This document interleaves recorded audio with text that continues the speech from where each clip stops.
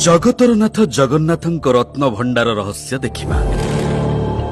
श्री जगन्नाथ मंदिर सामने अरुण स्तंभ, सिंहद्वार, तापरे 22 पाहाच पार हुई भोग मंडप, नाट मंदिर दे पहुंचु गरुड़ स्तंभ पाखरे, आउ तापरे जगमोहन, ता आगकु गर्भगृह, ता भितरे रत्न बेदी शोभा पाउछंती महाबाहु।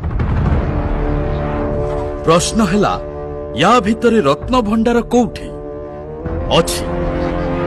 जगमोहनर डाहाण पटरे रहिछि बाहर ओ भीतर रत्न भंडार। हेले रत्न भंडार खोले केमिति, केबे खोला जाए? बाहर रत्न भंडार ताला खोलिबा पई दरकार हुए 3 जनक पाखरे थिबा 3टी चाबी। प्रथम गजपति महाराजा, द्वितीय भंडार मेकाप एवं तृतीयटी हेला मंदिर प्रशासक।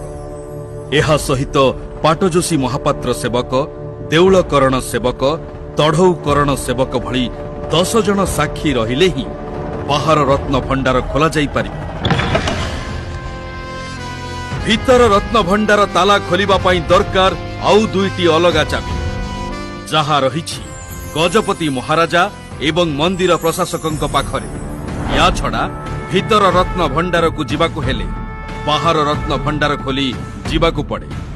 भीतर रत्न भंडार खोलिबा पई महाप्रभुंक नीतिकांति को बंद रखाजिबा सह 12 रु 15 घंटा दरकार हुए। जगतरनाथ श्री जगन्नाथंक रत्न भंडारर एभली जटिल और सुरक्षित व्यवस्था आउ कोठी थिबो कि नाही संदेह। भीतर रत्न भंडार शेष थर पई 1985 मसीहारे खोला जाइथिला एवं ता पूर्वरु 1978 मसीहारे थरे खोला जाई एहार हिसाब करा जाइथिला। एहा छड़ा प्रत्येक वर्ष महाप्रभुंक विभिन्न उत्सव और पर्व पाई बाहर रत्न भंडार खोला जाई व्यवहार होई आसुछि। रत्न भंडार चाबी हजिबा नै गुजब सृष्टि हेबा परे संपृक्त केस रे मान्यवर हाईकोर्ट निज राय रे चाबी हजिबा प्रसंग रे कौनसी अनियमितता होई नथिबार दर्शाइछंती। एहार तदंत पई सुप्रीम कोर्ट रो पूर्वतन विचारपति मान्यवर अरिजित पसायतंक अध्यक्षतारे कमिटी गठन करा जाई आसंता 2024 रथयात्रा समय रे रत्न भंडार खोलिबा पई सुपारिश करिछंती एवं एहा कार्यकारी मध्य हेबो।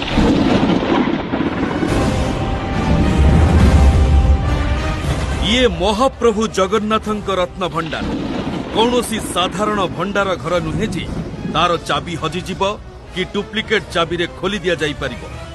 जीवंत ठाकुरंक रत्न भंडार चाबी हजिजिबा कथा को विश्वास करिबा कठिन।